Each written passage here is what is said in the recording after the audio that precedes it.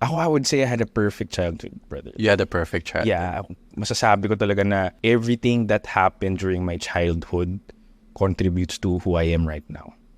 So, I'm very lucky to have great parents and a great little bro, meron din akong brother. Nakasama ko rin sa business. So, I would say my mom, ang training niya pang lalaki. You know what? I think it's one of the hardest things mothers do, na babae siya, pero kailangan niyang palakihin yung anak niyang lalaki in a way na pang lalaki. So, kailangan ng mother, I think, na i-hold back yung emotions niya. Kailangan niyang, parang military training, kumbaga. And I think it's very hard for mothers to do that kasi pipigilan nila yung emotional side nila. So, yung mom ko is like that. And my father is a very supportive father.